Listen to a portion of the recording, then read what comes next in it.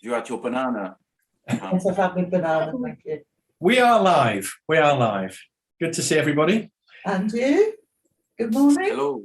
Yeah, good to see you. Sorry we're a day late. It was because my schedule was slightly different this week. So thank you for Pam and Chris being adaptive to do this on a Friday, and Lindsay. Thank you very much. We are continuing with our Genesis thing, but first things first, how are you doing, Pam? How are you at the moment? What are your circumstances these days? Thank you. I'm fine, but I'm just starting isolation today because I'm having a cataract done in 10 days' time. Okay, so into kind of like isolation just to keep you nice and safe before That's right. Okay. Yes. Okay. God bless you in that. You do need to kind of have some perseverance through isolation, don't you? Yes. Chris, how are you doing? I'm doing good, thanks. Yes, it looks like I haven't washed for a week, but I do have to. He's suggesting that's the only thing you ever wear, Chris. And I only have an annual bath. Yeah, me and my yellow jump. And I've also just realised that I didn't. So I do this Zoom via my phone, using my phone, and I just realised I haven't taken the volume down on the ringer. So if I get any phone calls, it's going to come my way. I apologise if that happens.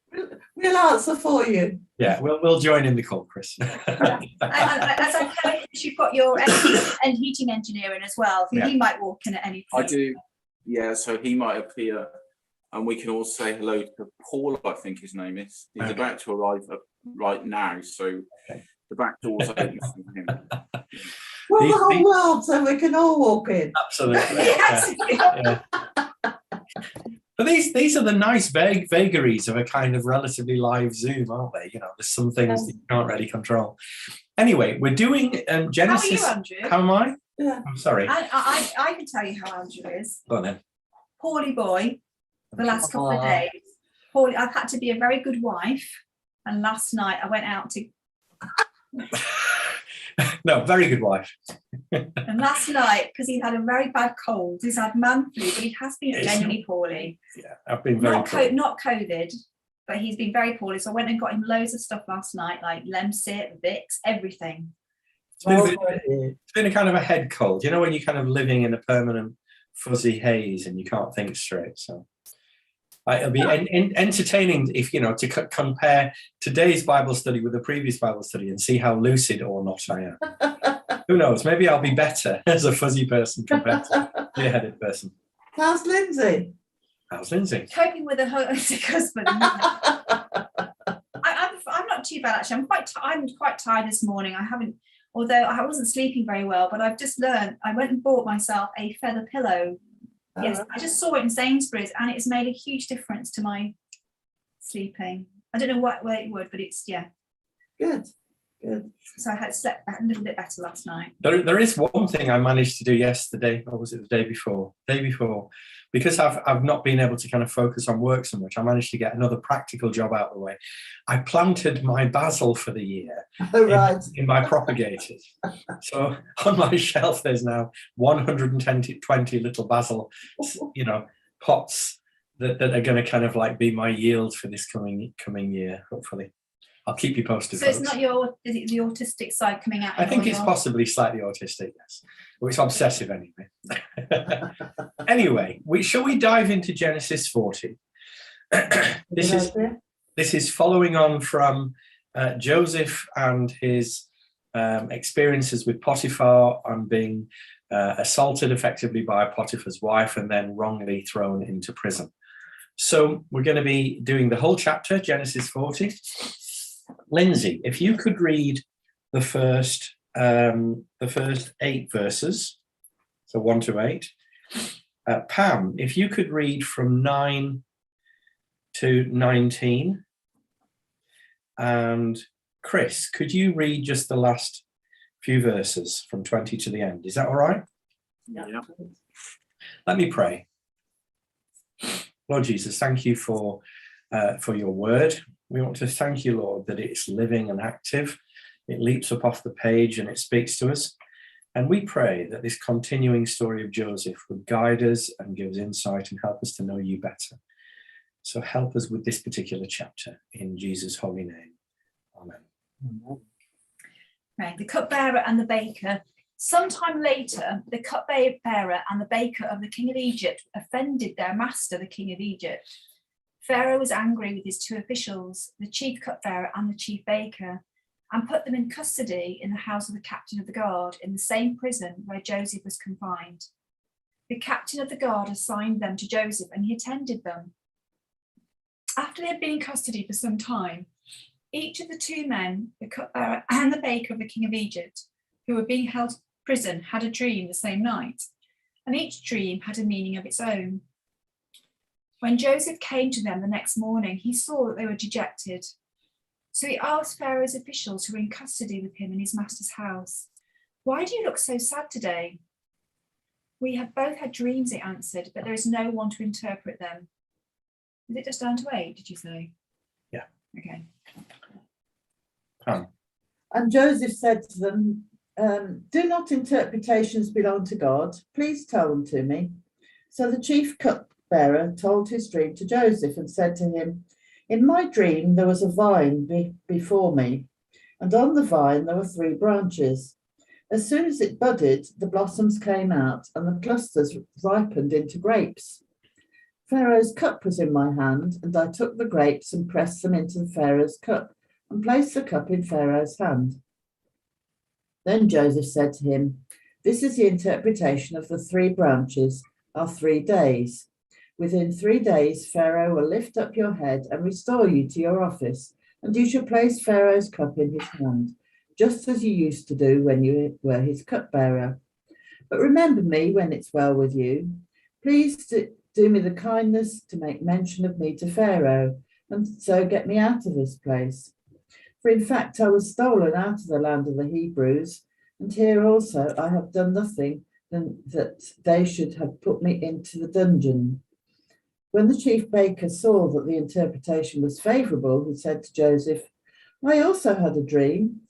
There were 3 cake baskets on my head, and in the uppermost basket there were all sorts of baked food for Pharaoh, but the birds were eating it out of the basket on my head." And Joseph answered, "This is its interpretation. The 3 baskets are 3 days. Within 3 days, Pharaoh will lift up your head from you and hang you on a pole, and the birds will eat the flesh from you." Now the 3rd day was Pharaoh's birthday, and he gave a feast for all his officials. He lifted up the heads of the chief cupbearer and the chief baker in the presence of his officials. He restored the chief cupbearer to his position so that he once again put the cup into Pharaoh's hand. But he impaled the chief baker, just as Joseph had said to them in his interpretation. The chief cupbearer, however, did not remember Joseph. He forgot him. Wow. Ba-da-ba-dum. Yeah.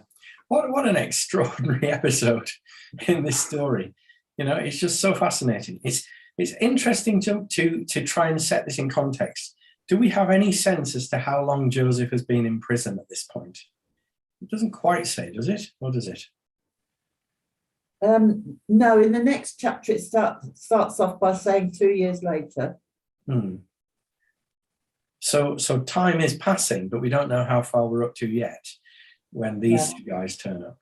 Yeah, and it struck me while I was reading through that this is sort of quite a racing novel. It could be, and you don't quite realise if you read it all in one go how much time passes. Yeah. It's in my head. I think in the past I've sort of seen it as boom, boom, boom, boom, boom. This is how everything happened, but it does actually take several years, doesn't it? Yeah. So I'm presuming Joseph has been in prison for a while, because he's been put in charge of things, you know, which takes time. And it's just that we kind of zoom into this particular episode, this significant episode while he's there. So it's intriguing. And of course, it introduces to us this, this territory of dreams from God. So, so you've got this story which links to Pharaoh and Pharaoh's servants, but also this territory that there's this stuff that goes on in people's heads at night that is something to do with God. Any first thoughts, Chris? Any kind of initial comments on this particular episode?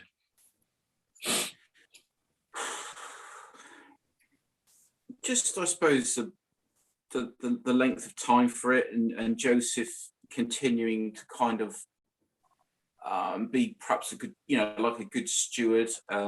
He's recognised within the jail, so even though it's a terrible place, he's still sort of been esteemed and held in high regard, even though he's in a lowly position. Yeah. And this whole setup was, it was coming into play. Just extraordinary story, like you said, really. I suppose it also gives us sorry, go on, Chris. Sorry. Well, we don't really know what they did to offend Pharaoh, do we? No. It almost seems like they both got chucked in at the same time, pardon the sort of expression. Yeah. And he must have just, had whatever it was, because of course they're both serving him. And I know these positions are very important. I mean, a cupbearer to the king, you could be, you could poison the king, couldn't you? It's a really, really important position. Nehemiah, of course, was cupbearer, wasn't he? Very good, yeah. And they had influence and sway and things to a point, although you daren't approach the king sad or anything like that, because Nehemiah was concerned when he was so distressed. I'm going off track here, but he too was a cupbearer. Yeah. So these people were really important people that Pharaoh had thrown in. So that's my thoughts on the first bit anyway. Yeah, that's very interesting. And likewise, the baker is involved in the food for Pharaoh. So there's drink and food.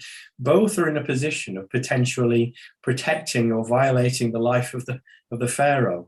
So it's tricky to know exactly what it was that caused them to be arrested and imprisoned. And you don't know whether it's a picture of a just Pharaoh or a reckless Pharaoh who just willfully gets rid of people on a whim, or has judicially thought this through. We don't know. But they do appear in prison, and again, there's this behind the scenes presumption that God orchestrated where they went, because they go to be in the place where Joseph was. Yeah. So there's human story, and then there's divine influence over the top of it. It's really, really interesting. Really interesting. And it struck me again that for these two people, there's no term of sentence. It's you are thrown into prison. And that's it, unless you sort of, I don't know if there was some way of influencing the prison guard to sort of say, let these lot out, they're okay, or, whether you're just forgotten. Very interesting. It was interesting in the light of last week's Bible study. I'd had an email from Jackie and Steve's. I think Steve Prestwich had suggested maybe it was some kind of open prison or not so severe, because Joseph was able to move around and do things. So because it's the Pharaoh's prison connected to his servants, maybe there's a little bit more liberty. I don't know. I mean, we're guessing here. We're going on scant information. But, it may be a temporary holding place rather than a long-term one, although Joseph appears to be there a long time, doesn't he? So we move through this story where they come in and Joseph is waiting on them. Effectively, he's like a kind of servant to them, perhaps because of their status, who knows? And then he kind of like meets them, and they're looking miserable or perturbed, aren't they? They're kind of like they're ruminating, they're kind of wondering. And he asks them the question, what's the matter? And that struck me too, that he must have been a bit sensitive to have noticed, because if you're in a fairly dire situation yourself, you often don't notice what other people around are like. That's true, yeah. So from a character point of view, despite his own circumstances, he's able to step out of his own feelings and think, how are you doing? I mean, that's perhaps the first glimpse of Joseph and maturity, isn't it? Yeah. Maybe. Very interesting. So he asks them. And this is where it all starts to tie in with his early years, Joseph the dreamer. And now he's encountering other people who've had dreams. What do you make of the dream thing? What do you make of these dreams that they share with him? Well, I think if someone told me that interpretation, it's so funny, isn't it? I was just thinking of the second one where he says, well, it actually just means this, you're going to be impaled and you're going to have your head. And you're thinking, it just feels so like matter of fact, doesn't it? And I imagine whenever I hear sort of like a sense of something, somebody, or you think God might be actually challenging a person, I so pedal backwards to be, how do I give this? Or how do you say stuff in a gentle way? And you think, well, this isn't very gentle, is it? It's like, this is just like, well. Well, I think we can talk about Joseph's handling of the prophetic, the interpretation. Just as a thought on this, what do you guys know about the idea of God speaking through dreams? I mean, do you have what's your insight into this? I have been to a counsellor in the past who has talked about dreams as being a sort of almost a revelation. I can't say the word. Revelation of what you're really worrying about and what's really at the back of your mind. Okay. So that there may be certain categories I think we could possibly put this in, because what you've just described is probably psychological, that it's to do with your own internal story, where it's a bit like if a person's going through difficulty or trauma, it's likely to have an influence on their dream state, and the things that they dream are picture languages that are a kind of an interpretation of how you're responding to all your circumstances. So there's this psychological realm, but then you've got this spiritual, where it may be a message that's not just from yourself to yourself, it's from God to yourself. I don't know what, Chris, do you have any thoughts on God speaking through dreams? I don't think I've had a dream from God as such. No, lots of other things when I'm kind of more conscious. Yeah, but I've really only ever had the sort of dreams where they do seem to relate a little bit, very loosely, to what's going on in my life. Like, if I'm particularly busy, then I'll have a dream sometimes where everybody's coming up to me and asking me stuff and wanting me to do things, and it's kind of just a reflection of my life's a little bit crazy at that time. But no, I've not had a dream from God as such, I don't think. Okay. No. It's probably a pertinent, timely thing in this particular day and age. There is such an emphasis on mental health, isn't there, these days? There's an awareness of people that being not at peace or not right here and here. And so the disturbance of our inner life is more of a common topic. People are talking about not being well inside emotionally. And so well-being is a kind of theme that you kind of hear a lot about. But this seems to be a more spiritual territory, because this seems to be explicitly God using dream language to communicate something to people as individuals. I mean, I don't know if this is the first time it's happening in scripture. Obviously, we've got Abraham earlier on in Genesis, who hears from God and gets words about the future of his lineage and all the rest. But this is a couple of Egyptians. This isn't God's people. This isn't God's chosen people. And they're having dreams that are from the one true God, it seems. Well, my argument is, why did they have dreams? I mean, what was the purpose? Unless, my only thinking was, because you think, well, why would you have a dream that you're going to be, one's restored and one's going to be Well, is it to do with the fact that it's training to see that Joseph can actually interpret things, that God is giving them something that he gets right? It's a sort of training thing so that when he comes to Pharaoh in the end, he's already got some credibility in interpreting dreams. Well, I think there's definitely a layer to that. There's definitely some kind of training practice going on for Joseph himself. But I think it does beg the question that Almighty God is always or often communicating to a number of people. But the issue revealed in this story is, how do people understand what he's saying? Yeah, there's a struggle, there's a receiving of something that feels significant, but they don't know what it means. I don't know if that's something relevant to your experience, guys. Well, you sense something, but you can't discern what's behind it. Have you had phases where you think, I think this is important, but I don't know what it means? Has that ever been in your circumstance? I think that's probably where I live a lot of the time. It's like, this feels important. What do you mean, Lord? This feels important. What do you mean, Lord? I like Joseph's sort of.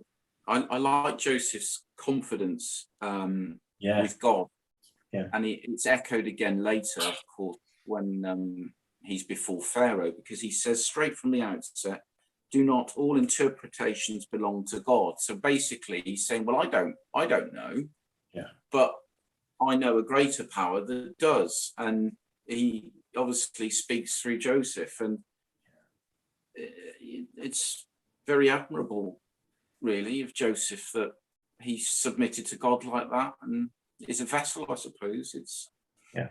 I'm just afraid to say so. He's not afraid to say so. I mean, again, we do have some backstory here. Joseph has already been in the habit of sharing dreams and interpreting dreams. Yeah. You know, and first time round with his brothers, he didn't make the best job of it. You know, he kind of said it in such a way that it came across as irritating and led to his own destruction, if you like. But it's not foreign territory to him. I think it raises the question of practice. It raises the question of having a go and keeping going until you get better at something. I'm trying to think of the parallels here. 1 Corinthians 12. 1 Corinthians 12 is Paul's most famous list of spiritual gifts. So when Paul is talking to the church in Corinth, he's trying to engender an understanding of spiritual gifts. And so he gives them a list. And in the list, there is interpretation of tongues. Yeah. So the interpretation of tongues is interpreting something that can't be understood just by the ear. It's a parallel to this particular gift, where interpretation of dreams is interpreting something that can't be straightforwardly understood. So this is a live gift that perhaps some people grow in more than others. I mean, the differentiation of how the Holy Spirit distributes gifts is another interesting question. But it does appear that Joseph specializes.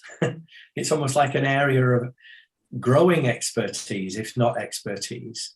He seems to be able to get this and go, I know how to do this. I mean, I would want to kind of ask all of you, I mean, are there areas, any spiritual areas where you can think, yeah, I feel confident to do that? And are there areas where you go, oh, I'm less confident to do that? Yes, is the answer.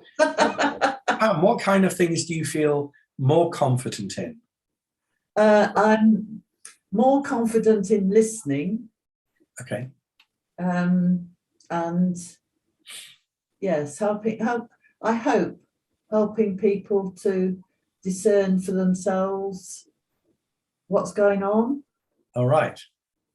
So in a kind of pastoral shepherding alongside kind of counsel. One of my favourite ministry sort of pictures is of a midwife. Right. That you're sort of helping people to do something for themselves. Very good. And presumably, because you've done that a few times, that feels natural and familiar to you. Yes. Yeah. Right. So would there be other areas that you're less confident in? Yes. Lots. Can you give any examples that are less familiar? Less familiar. Yes, I think. Well, you've said one already. Interpreting tongues isn't really me, I don't think. Okay. Speaking in tongues in public isn't me. Okay. All right. Chris, what about you? Are there things that you think you feel fairly confident in spiritually? I guess probably coming alongside people and encouraging them, things like that. But I'll flip it a little bit if that's okay. Yeah, sure. And sometimes if it's way out of my comfort zone, I kind of find that easier sometimes, because it's kind of like, whoa, there's no way I can do that. So, God, I remember a time at Bible college when we had to, if I've said this before, then please shut me up, but I did an extra kind of supplementary thing at the weekend. It was a prophetic Bible teachers weekend. And we were doing all sorts of pretty far out stuff. At one point, we had to pair up with somebody we didn't really know much in the Bible college. And we had to sing in tongues over them. Right. And then we had to interpret it with song over them. Wow. I didn't know this. There was this American girl, lovely girl, young woman called Wynette. She'd come over from the States. Wynette Terpstra, I think her name was. I've obviously never seen her since or anything, and I knew nothing about her. And I was like, oh Lord, And I started singing in tongues. And then I had to give the interpretation by singing it. And I was like, God, this is just way out of my comfort zone. So I'm okay with it because I know it's you, it's not me. And I started singing over her. And she started to cry. Right. Not because of my tones, hopefully. But I didn't know how she was feeling. But one of the things I remember that I was singing over her was about God being her comforter. Right. I was like, well, I don't know where that came from, but well, I do. And she started crying. And at the end, she said to me, that's amazing. She said, because I've come over from the States on my own. She says, and there's plenty of people here. And she was living in the accommodation there as I was. But even though amongst lots of sort of new friends, she still felt lonely. And she was asking God specifically to be a comforter. And there I was, almost like a stranger to her, telling her that God was saying, I am your comforter. Wow. And she just burst into tears. Yeah. And that was like, kind of like, wow, Lord, I didn't know you could do that through me. But because it was so far out of my comfort zone, I felt easier to do it. Sorry, I've just taken up a lot of time. No, really, really good story. I feel that in a way that's really encouraged me, because I feel I've got a habit of that. I've become, I don't know whether it's just being in this area or having brought up children that are quite, the intelligent thing. It's as if I've lost that ability to that livingness. Because I remember years ago when I was about 16, I went to a conference. It was not a conference. It was Stony Bible Week, actually. And it was about a prophetic thing there. And it just struck me that, again, out of my comfort zone, I was 16, I had no idea. It was where I'd heard, and we had to get together to prophesy over each other. And I was 16, there was a lady who was married. And interestingly, it'd been a talk on unequal yoking to do with, I had a boyfriend at the time who wasn't a Christian. And I heard this whole thing about unequal yoking, and I never heard it. And I didn't feel it was like, it didn't make me feel, oh, that's unfair. And I started to prophesy, and this lady prophesied to me. She said, I really think God's got someone really special for you. You just need to trust him. And it was just as if God had spoken that one word, but then it actually said, but actually I'm personalizing it, that God's desire is to bless. And so I picked that up. But for her, I just had this picture of her having, I felt like she was gonna have twins. Now, nowadays, you're cautious about ever prophesying that sort of thing to people because it could be quite damaging. But she then revealed to me, well, she struggled to have children. Now, I have no idea whether she went on to have twins, but I was a 16-year-old naive person, just that's all I had. And sometimes it's almost I've lost that. I've almost become, you talk yourself out of things rather than trusting that sometimes God could be speaking. Well, let me add another story, because I think this is relevant to the text. It's important, I think, for our viewers as much as anything to realize God speaks. Yeah. God speaks. I can still remember, this is all the way back when we were still in Derby, visiting a series of small groups in the church, and it was to do with helping people learn how to hear God. And I'll be honest with you, I didn't know this particular group, and I didn't know the people in the group very well. And we were taking it in turns to kind of like have someone in the middle of the room, and we would just share what God said. And I sat in front of this guy, didn't know him at all. And as soon as I sat in front of him, had this really vivid image in my head of a house that was being rewired. And it was like all the old wiring was being taken out and all new wiring and new systems were being put in so that the house would function properly and that there wouldn't be any breaks and there wouldn't be any faults, and it was going to start working smoothly. And I just shared this with this guy, and I said, I think God's upgrading something in you and wants to change you up a gear or something. And he said, well, you won't know this, he says, but I'm an electrician. And it was like God giving me a metaphor that was absolutely out of his own life experience. He knew exactly what I was talking about. So it made it personal, it made it relevant to him. So yeah, God speaks. Back to the text. First of all, can we go back to what the rest of you feel is the way God uses you? Okay, right, yeah, okay, Lindsay. Okay. What kind of things, what spiritual things do you think you feel comfortable? Oh, sorry, thank you, Pam. Thank you. Very similar to you, Pam, that I think that you said about the midwife thing. God said that to me before as well, but giving birth to things. I think one of the things I'm probably, well, I could you say enjoy it, or I feel I like doing, especially I like helping people. I suppose it's being the teacher in me when I teach art. What I like doing is breaking things down to help people get something. It is listening, but it's also taking a concept and then trying to help people understand it, but also using my own experience as well. So rather than just giving knowledge and saying, well, this is the right thing to think, or this is the right thing to believe, it's trying to say, I've been through this, and so this is my journey, and I can actually share that with you. So it's discipling in a way. It's saying, and I'm getting that with like young people maybe on a Sunday night, and I remember what it's like to be young. I remember what it feels like to struggle, and my desire is to try and open up something and to help them enter into that. And that to me is like food to me, and it's sort of one-to-one, or it's a few to one.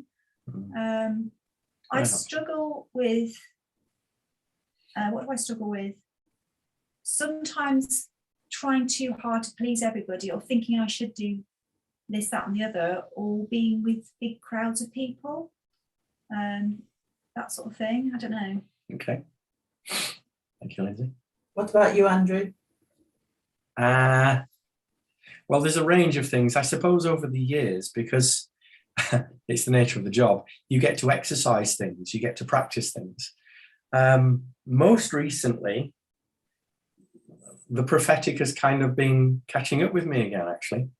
You know, we were talking about the dynamic in the story of these two servants of Pharaoh who had something and didn't understand it at first. I'll share a little example. I've been, maybe about 2 or 3 weeks ago, in my prayer times, I had a really strange sense of imagining Jesus standing in front of me, but turned slightly away and was kind of walking away and then beginning to run. And I thought, what's that all about? I don't understand. I really don't understand. it just so happened that about, say, a week and a half ago, maybe 2 weeks ago, I was just walking through Abbey Fields, and this sensation, this same experience kind of came over me while I was walking and praying, and I suddenly could see much, much more. And I had to kind of sit down on one of the benches in Abbey Fields and kind of dictate this into my phone and write it down, because I thought, now I know what that all means. It was almost like the prophetic sometimes moves, and when it moves, it starts to grow and go with it.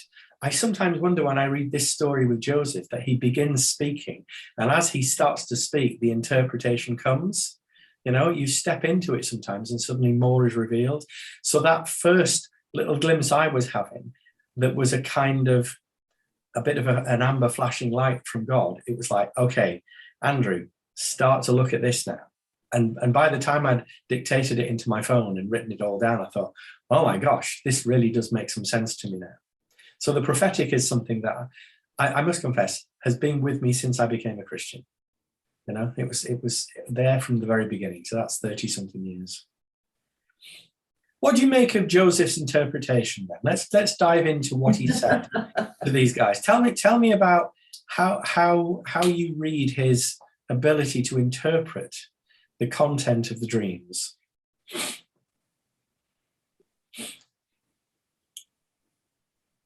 So we have the cupbearer, and he says, this is the interpretation. The 3 branches are 3 days. Within 3 days, Pharaoh will lift up your head and restore you to your office, and you will place Pharaoh's cup in his hand, just as you used to when you were his cupbearer. So he regards these branches as 3 days. He regards it as positive, and he's able to say so. Do you think, is that how you would have interpreted his dream?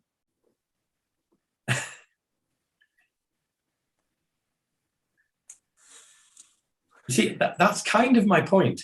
This is not straightforward off the page, is it? You see, you have a dream, but Joseph can interpret it in a particular way. Yeah. Likewise, the baker, he hears a positive interpretation and presumes, oh, can I have a positive one too? You know, and it's not super clear from the baker's dream that it's going to be a negative one, is it? Really? No.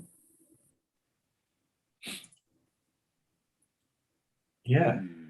I also had a dream. There were 3 cake baskets on my head, and in the uppermost basket were all sorts of baked food for Pharaoh, but the birds were eating out of it of the basket on my head. I mean, when you hear Joseph's interpretation, you go, aha, birds pecking at a body, perhaps. But the baker didn't necessarily know that. Interpretation seems to be inspired rather than logical, if you can recognize the difference. Sometimes you just know something, you know, and it's beyond logic, it's beyond reason. It's you know the popularity that happened when New Age stuff started to kind of sweep into our bookstores. There are still sections in places like Waterstones that will be spirituality, and it'll include how to interpret your dreams. And it'll be a set of books with 47 different symbols that are always meaning these things in dreams. I mean, that's crazy. That's really crazy. Because God speaks similar symbols that mean different things to different people. Yeah? And this is one of those classic examples where there's a message, positive outcome, a message, negative outcome. Interpretation is from God, as Chris said, not from a set of standardized symbolic meanings. You know, that's closer to psychology, really. Called psychology, in fact. And it's interesting, Joseph has been sort of developing this skill through his life. And it's not, the thing that sort of struck me is that they don't interpret their own dreams. Yeah. And so they had to share them. Yeah. And I wonder how often we're willing to share stuff we're not so keen on, or not, we don't know what it means. Yeah. And just sort of worried about being embarrassed or whatever. I think that's a fair point. I mean, these guys are in a very particular situation, which probably nudged them forward to share because they thought we've both had a dream and we both dared to share it, presumably to each other first. Yeah, maybe. You know, and so Joseph has been attentive to them, and he asks the right question. It would be interesting, actually, as a church community, you know, how easy are we at saying what's God saying to you at the moment? Can we help each other discern? Yeah. You know, because collectively we might have insight that we can't have on our own. You know? Yes, I have to say I do appreciate, I won't say enjoy, I appreciate it when we do go into groups in church and can talk to each other and pray for each other. I know some people find it daunting and, you know, difficult, but certainly I find it really helpful. Yeah, Definitely. I think it's the whole thing, isn't it, is that you can end up doing it's that whole there was a piece of artwork I did once, and I'd written, I don't know why I'd written it, when you speak everything changes, and it was a piece of calligraphy I just did, and someone bought it for me, a young gentleman who used to come to church, and it really meant something to her because she used to feel like she was voiceless. And she said, I just found that so helpful to me. I think she works in education, and she felt like she was Korean, and just felt like it was like oh my goodness, you know, when God speaks, things change. And I think we forget that we can do things in our own strength, we can do things with our own wisdom, and with what you could think as common sense or what seems logical, but it can feel sometimes dead. And it's something about when God speaks, he turns things around, and it could just be one word or a phrase, and it unlocks things. And I think that's what we have, the amazing thing about God that we have to share with the world. Just as an interlude in this story of interpreting, when Joseph interprets the cupbearer and his dream, he adds on a little personal request, doesn't he? Verse 14, but remember me when it is well with you. Please do the kindness to mention me to Pharaoh, so to get me out of this place. In fact, I was stolen out of the land of the Hebrews, and here also I've done nothing that they should have put me into this dungeon. So he's like adding on, he's saying, because you're going to get out, can you remember me? You know, so Joseph is still deep down saying, I need to get out of here. I don't want to be here. I've done something for you. Can you help me now? That's a little tiny window into Joseph's state of mind at the time. You know, God has still gifted him in interpreting dreams, but he's still a human being. You know, he's desperate to get out. You know, we don't know how long he'd been in there. And he's longing for some kind of vindication. You know, when you've been wrongly treated, there's everything in you that's crying out for vindication. You know, like you know, when a national disaster happens, like all the deaths at Hillsborough, and there was a group of parents and relatives back in Liverpool who for years were saying an injustice has happened. And you cry out and you cry out. Well, Joseph is deep down crying out for the injustice of his own imprisonment still. It's painful, you know. But where does that go? Where does that go? So we have the outcome. We have 3 days later, and it's Pharaoh's birthday. It's interesting. I'm presuming that Joseph didn't know that.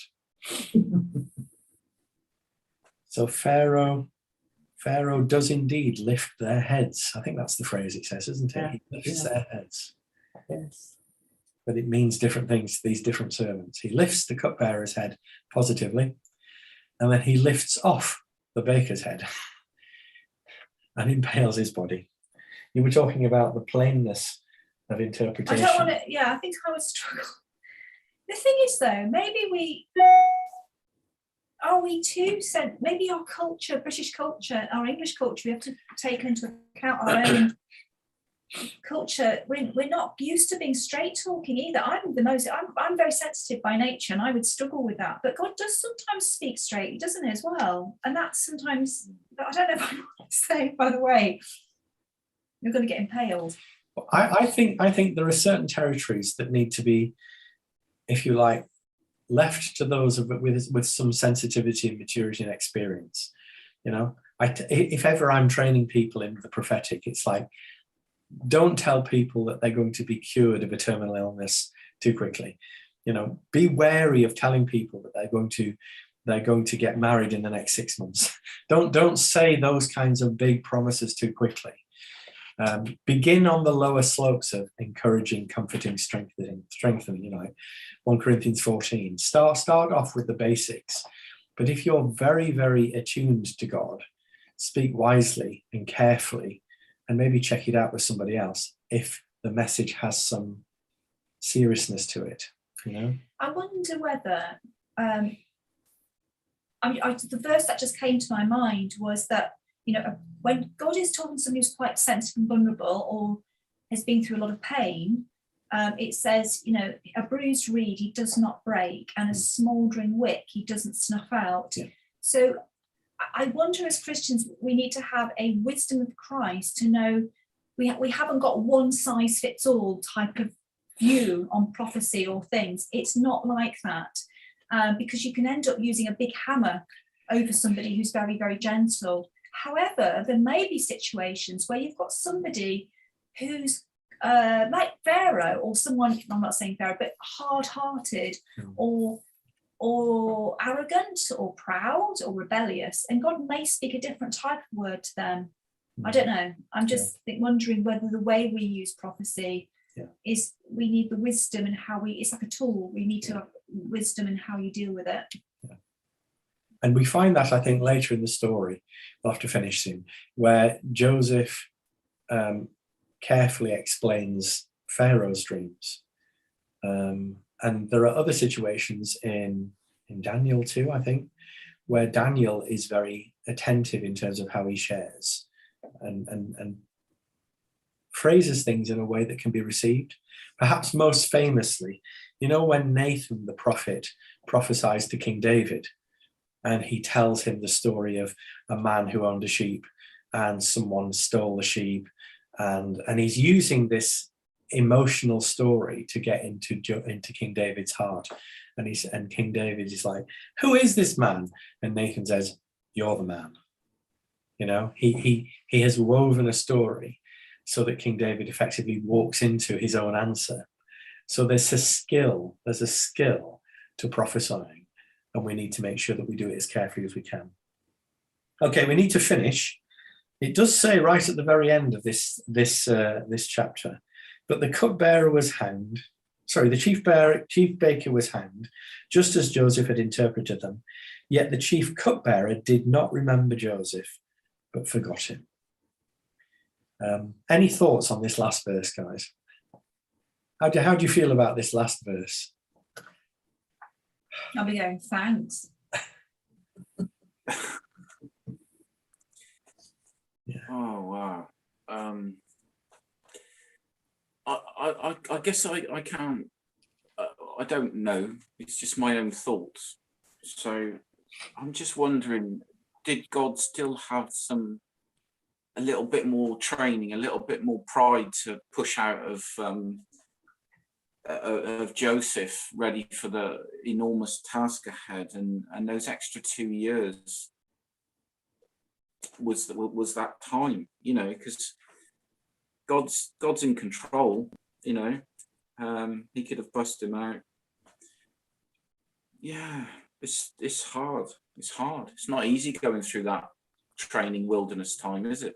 It isn't, but I think that kind of sovereign God layer that you've just mentioned, that idea that God knew what Joseph needed, 2 more years, is necessary. You know, there's an urgency in Joseph to get out, and God's saying, not yet. You know, I don't know how easy and how willing we are for God to say, not yet. An answer is coming, and not yet. And so there is, I mean, you've set us up beautifully for what comes next, Chris. The task in hand requires maturity and wisdom. Maybe Joseph still needed another 2 years in the cooker. You know, he still needed to be proven. He still needed to be developed.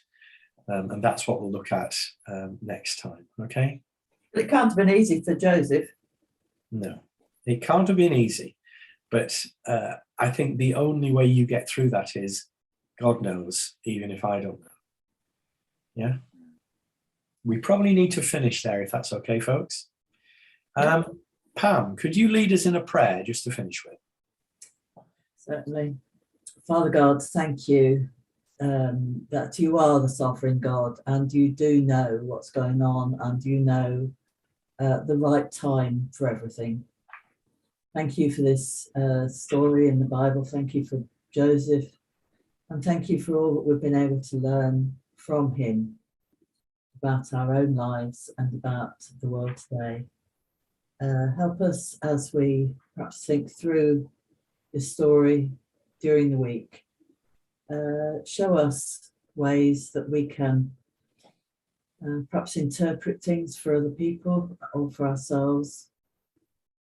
Help us to be sensitive like Joseph was to other people's moods and feelings, and help us to be good listeners too. So go with us now, Lord, and keep us and bless us for your name's sake. Amen. Amen. Okay, so we'll do the next chapter next week on Thursday as normal. So we'll start to say a goodbye. Thanks for joining us, guys. Bye. God bless.